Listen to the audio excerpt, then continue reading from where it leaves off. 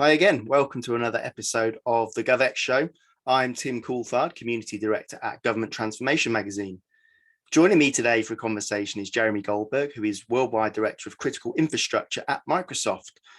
He's going to be running the rule over the big forces impacting technology and digital transformation in the public sector right now, whether that's sustainability, security, infrastructure changes, some really big forces at play. And we're going to try and understand how they're playing out through projects, through strategy, and through digital implementation across public sector and government agencies.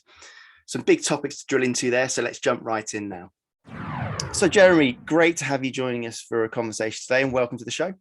Thanks for having me. It's great to be with you. Fantastic. And we're looking forward to diving into exploring some pretty big ideas around how the public sector is evolving, how digital and technology are playing into that, what the future might look like, what are the kind of current forces that are shaping the world of public sector in UK, US, and kind of around the world. So some big ticket items on the agenda, but let's start with a logical place. Let's hear a bit about you, because you've obviously had varied roles on kind of both sides of that fence, public sector, private sector. So I guess that's informed your perspective, but maybe you could share a bit about your background up to this point in your career, and I guess how you're particularly working with the public sector right now. Sure. Thanks, Tim. And indeed, the work my experience in the public sector certainly shaped me as a person, as a professional, and that journey really began in the city of San Jose, California. That was the first place that I worked in local government, and worked with the mayor, Mayor Chuck Reed at that time. Spent some time working in the city and county of San Francisco for former Mayor Ed Lee. Then spent a couple years in the mayor's office under the de Blasio administration as the deputy CTO, and then worked in state government, where I served as the deputy secretary for technology and innovation and the state CIO. So I've certainly experienced government firsthand, both on the operational side, policy side, innovation side, and really just learned so much about the opportunities and the challenges, and certainly from so many great spirited public servants over the years. All of that experience translates now into the role I have at Microsoft, which is serving as the worldwide director for critical infrastructure. And in that role, we have three focus areas, all very timely, all very top of mind, all in the headlines around the globe. Those are around transportation systems, public transit specifically, public utilities, and the work in cities and regions. And to me, I have principally worked, in the public sector prior to that short stop in the private sector. But all of that kind of coming together is really this opportunity that we have in this unique moment to understand what the future of public-private partnerships could look like to help tackle these really big challenges in transformative ways. Absolutely. And it's, looking back on what a kind of digital focus role in the public sector might have been 20 years ago, it was kind of like helping people get their jobs done in back end. But now these roles are like front and center in the policy efforts, in the implementation efforts. These are technologies, these are systems, these are areas of public sector operations that are transformative, and so the specialists that are leading those are like right at the front and center of how our worlds, how citizens' worlds are changing.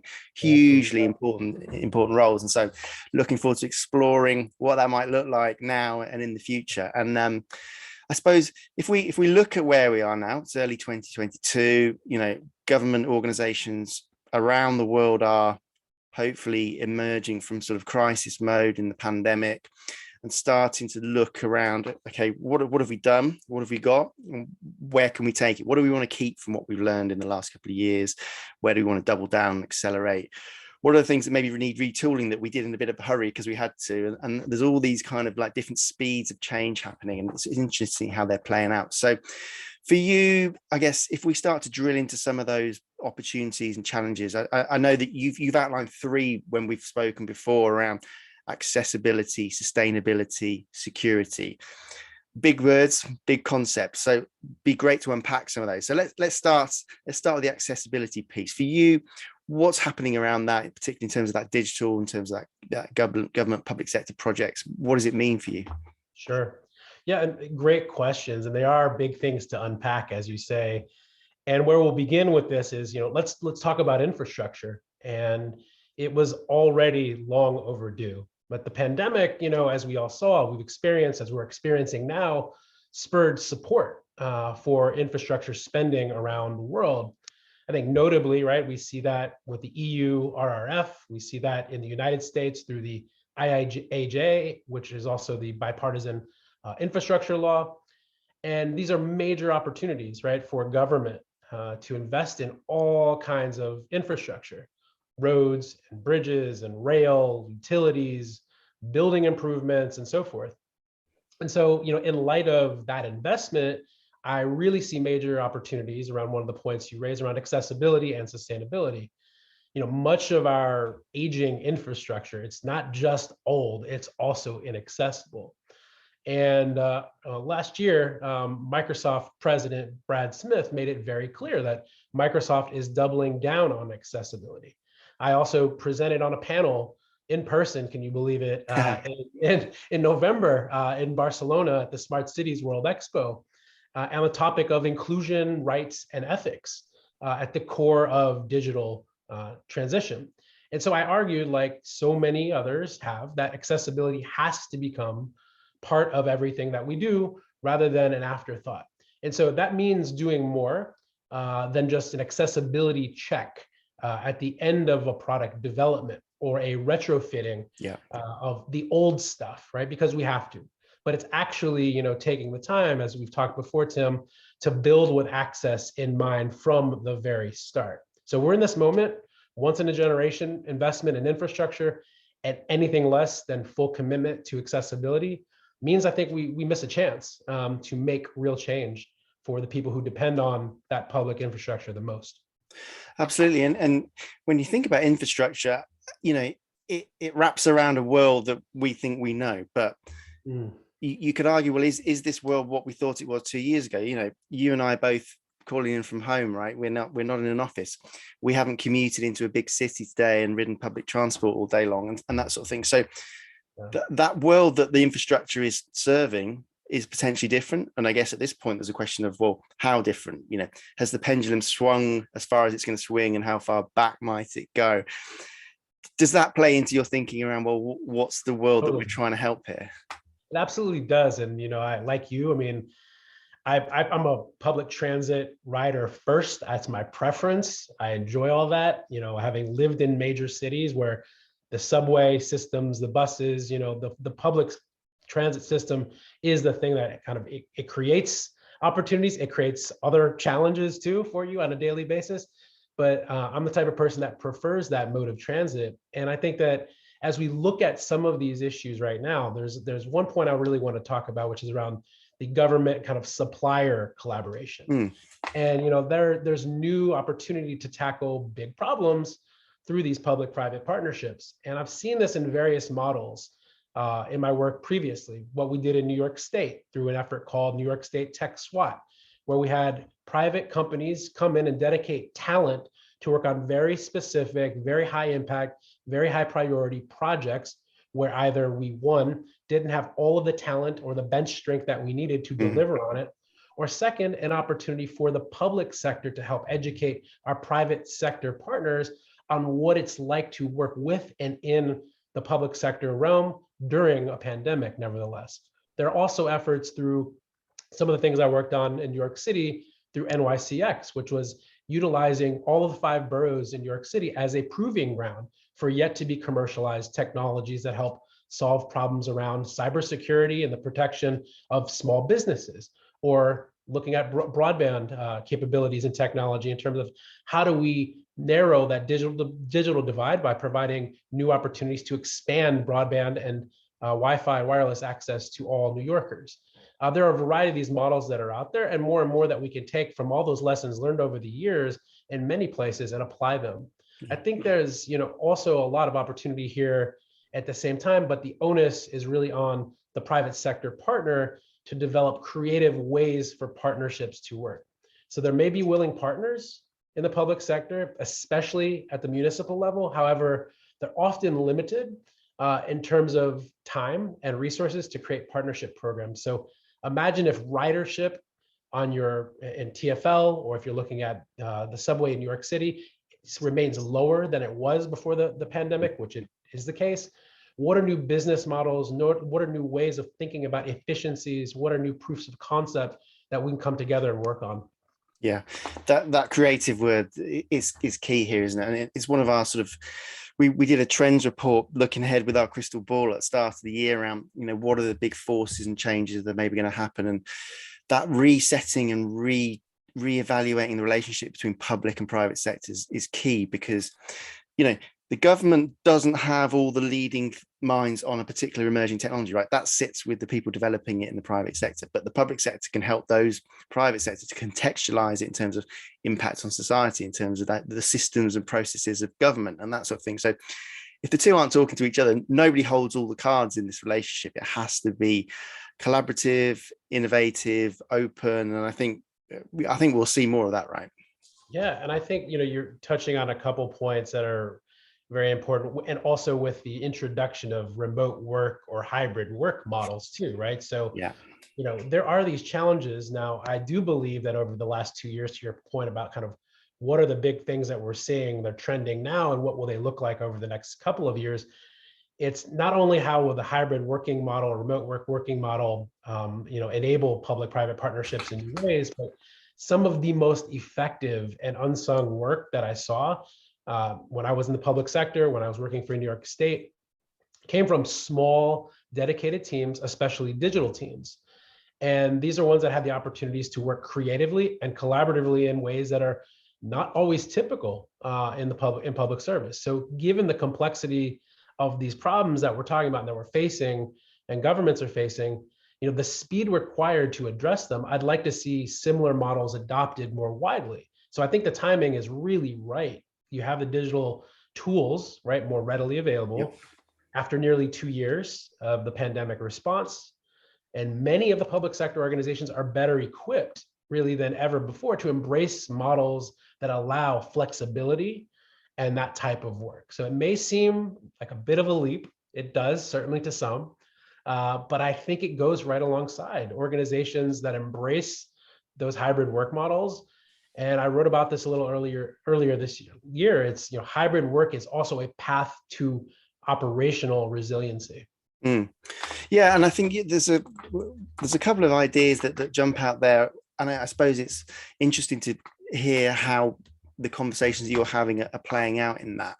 Is there that appetite to do things differently that you're hearing from the public sector? Because I think, not every organization is the same, clearly. So one organization might be more pro remote working or what have you, and then others might be looking to sort of centralize back. But generally speaking, are you hearing sort of positive noises in terms of how public sector maybe is willing to flex a bit more, both in terms of how they work, but also appetite for risk? I mean, here in the UK, we had like the HMRC spinning up, payment services in a couple of weeks that would have taken a couple of years in terms of the digital delivery. So they've proved they can do it themselves. They've kind of made their own business case on the fly. And so do they then keep that pace of change up? Are you getting a sense there's still that appetite for that kind of thing? There is absolutely appetite. I mean, it does exist. And I think for those that were there, that were working in government during 2020, all of 2021, the governments that did an admirable job switching, to remote work on very short notice in 2020. And so the challenge, though, is, however, most have still not, from what I hear, fully grappled with what a plan is for long-term hybrid working. And that includes the organizational and policy changes that would accompany it. So in 2022, I think this is the moment where I hope and I expect to see more governments, facing it head on by building on the technologies, right, that they've embraced, the wins that they have, and then taking that with policy and process changes to support them. So the answer is yes, there's appetite. Now, how do we actually continue to not fight the last war and keep moving forward? Because people, our human capital, the talent, when we look at IT talent in particular that are coming into government, they are going to expect that type of flexibility to work remote or hybrid, or as our CEO Satya Nadella has said, people will vote with their feet, right? They will find other paths to go. They will find other places to work. this is our new normal, our new reality, however you'd like to kind of call it or frame it. But there's work to do, and the appetite is there. Now, it's time to get it done. Yeah, absolutely. Rallying cry for everyone, public and private sector, I think. And I'd like to just pick back on one of those big chunky, big ticket thoughts that we had at the beginning, because the sustainability question is interesting. In the bad old days, you had sustainability activity in a little pocket here with a CSR badge on it, and it was a bunch of sort of activities that were designed to look good in the annual report and this kind of stuff, and that's changed. But I'm interested in how, in terms of public sector, in terms of technology, in terms of infrastructure, what does sustainability look like? Because these are huge scale programs we're talking about here. So you're not going to stick up one wind turbine and power a city. These are fundamental issues about design, about operations, strategy. So what does that sustainability piece mean in your thinking? Yeah, I mean, I'm glad you came back to this. We did not have this conversation without this part of it. So, everyone knows at this point, right, the importance of sustainability. But our investments, as you're pointing out, in the infrastructure now give us this opportunity, right, to build towards a new model for the way that we operate infrastructure in a more fully sustainable way. And that means, yes, fewer greenhouse gas emissions, but it also means a better ability to measure and respond to changes in air or water quality. Building environments, people love to live in, and putting in to a place that kind of infrastructure that we need from a monitoring and operational flexibility standpoint, so we can continue to adapt and change to the conditions brought on by climate change, whether that be in a coastal area where you see flooding, or whether that be in an emergency response effort. We have to be ready to respond, because we know now that these climate events are happening at a more rapid clip than they ever have. And so investing in more flexible technology, looking at it through the opportunity through cloud, predictive data and analytics, all of these things that really can help departments of city planning, departments of transportation, departments of emergency services and preparedness, all of those things that we know are required, that in the moment of when an event happens, you already have been anticipating what your response will be and how you communicate with the public, how you communicate across agencies, and how you ensure you're protecting life and property. Because these issues are not going away, and the investments now to invest in what we need today from our strategic technology is what it's going to require. And, I like to ask lots of unfair questions in these kind of conversations. So where would you pitch the current capability in this area? Is public sector kind of doing a good job of this? We have COP26 and things like that where the coverage flares up and it's front of mind, and then it dies away. And then I guess the question to people not in the central government is what's happening as a result of that. So what are the signals you're getting? Do you think public sector is making serious moves in this space now?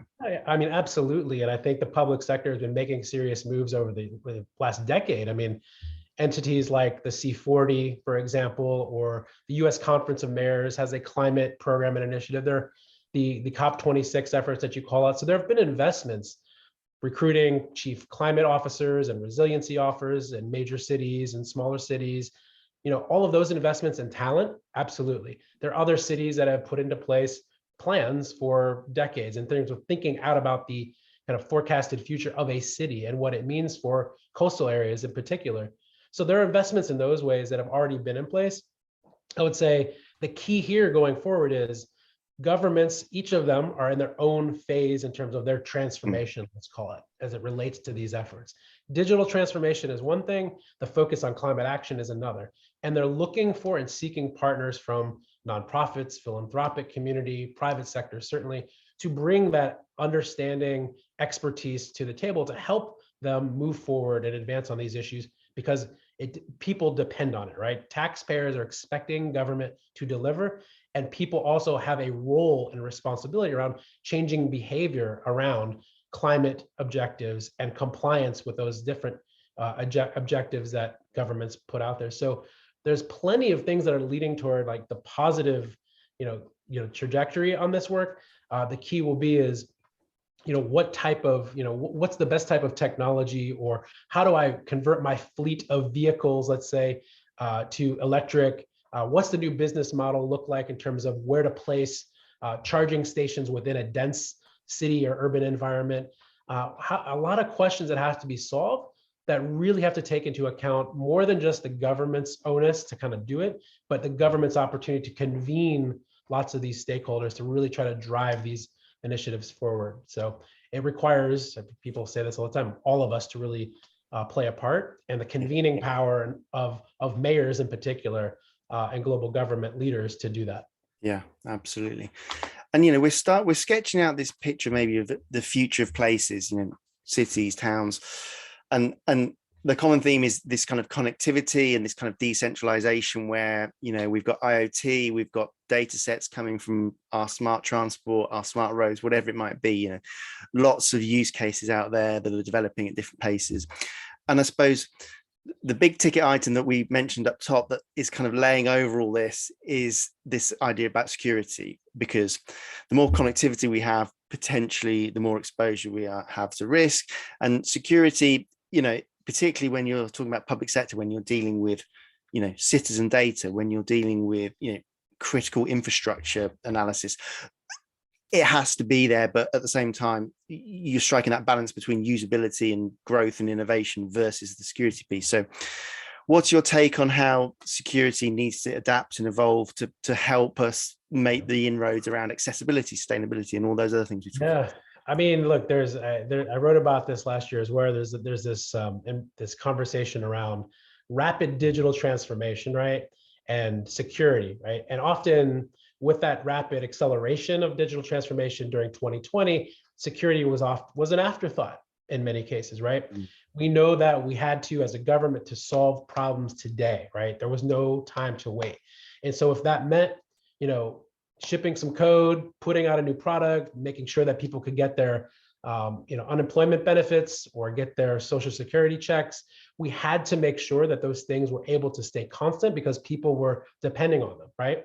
And so at the same time, what we didn't factor into, and I'm saying the collective we around government, is that the security reviews that we would do, right? And thinking about what it means in terms of unknown vulnerabilities and something where you're moving so fast, you're going to miss some of the details. And so what I think is important here is that a little bit of a retrospective and reflection of governments in terms of what we did, what worked, what didn't, you know, and then what security kind of pieces can we actually put into place now, or what things do we actually need to just shut down full stop, right? So many of these things were stopgaps, and, you know, during the pandemic, during 2020. So looking and moving forward, there has to be a closer kind of, call it a marriage between the security and the digital transformation, and finding that right pace, because we have to make sure we're not taking on more technical debt.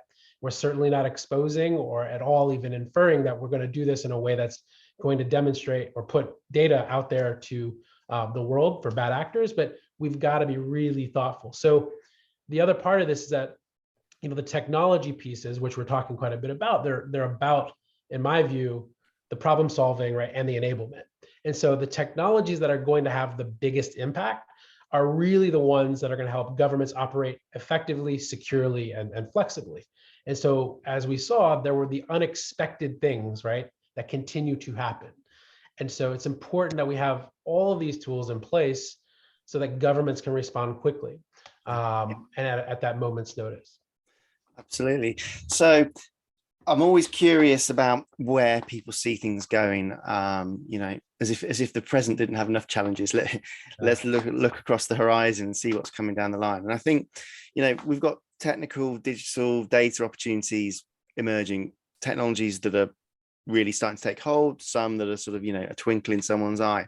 And I think, you know, it's always interesting to work out, well, where actually is the traction going to hit first? What's actually going to make the difference in terms of whether it's the way government operates or actually where they're executing services on the front line, all those kind of things. So have you got a sense right now of what kinds of technologies are going to have the biggest impact in the, you know, short, medium, long term? I mean, I'll leave the horrible big questions to the end and see where you go with it. Don't hate me for this response either. So, because no, I'll mix in a few things here around the technology, but, you know, it's really, you know, as someone who worked in the public sector throughout 2020 in the state of New York, and the state that was hit the hardest in the earliest stage of the pandemic, I can say that, you know, with confidence that our best responses happened in places that we had the technology in place to move quickly.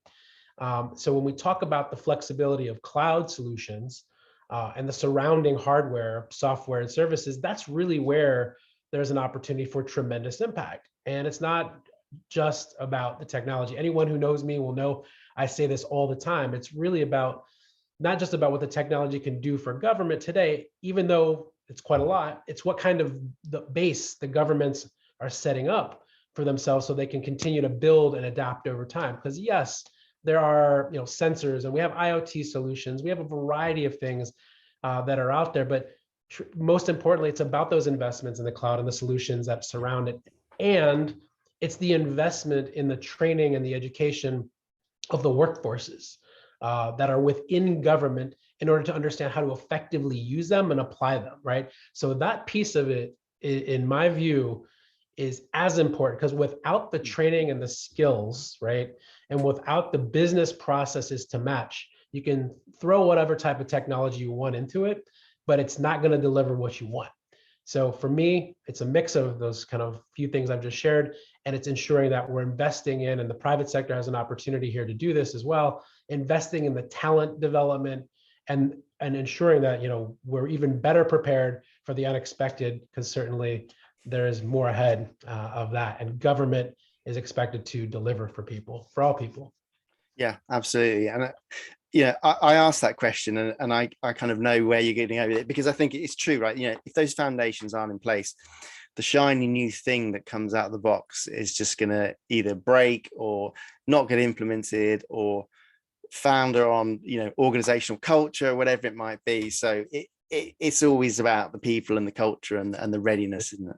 Yeah, and I mean, those were those my favorite stories and examples where wherever I've worked in government, were when we had a partner, right, a private entity, let's say technology partner, working with us, not only in the short term to sell like their fancy tech, but that was with us throughout, right, from the adoption of the technology, implementation of it, the ongoing kind of learning that's required for staff and for the company themselves to get better, right? Because we know that as time goes on, the challenges aren't, like I mentioned, they're going to continue to rise up, but we have to be ready. And I think the points is you want a trusted partner, someone that you can call when things get ugly, and how to become that trusted partner to governments is by not selling or leading with the technology first, but actually saying, let's take a mission-oriented, problem-solving focus first and work on that together. And the technology will be there,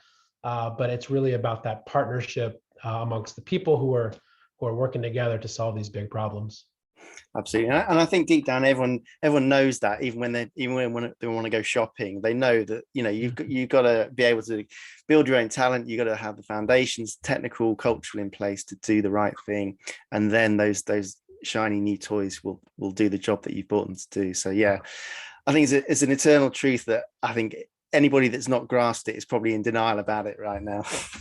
Yeah, I mean, we're there's every scenario in terms of where government is, in terms of their kind of growth when it comes to technology adoption and implementation, right? You got to meet folks where they are, and that's in many cases a long journey. Someone says it's not a sprint, it is a marathon, right? That is the reality. And if you're in this for the short game or the shortcuts, for a quick sell of a product, those aren't the types of entities I think that governments really want to be looking for and working for, and it poses other problems, and it comes into question something that people are questioning all the time now in terms of their interactions is trust, right? And I think that the trust factor, about trust in government, around just trust broadly around misinformation, we want to make sure that the trust that we're trying to reestablish, because people will not use the technology, as Satya said, will not use the technology. Organizations will not use the technology if they don't trust us. So with that, I think that's sort of my final point. Yeah, absolutely. On that. Absolutely. It all comes back to the human condition in the end. And I think it's a great place to wrap things up. Because yeah, you're so right.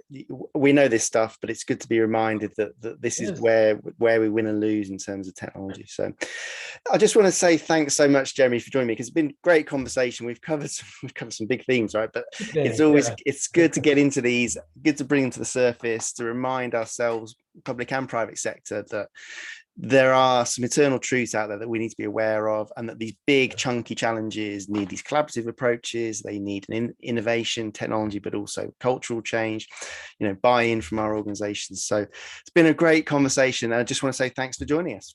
You're welcome. Happy to be here. Look forward to doing it again sometime. Let's do it. Cheers. Bye-bye. Bye-bye. So thanks again to Jeremy for joining me for that conversation.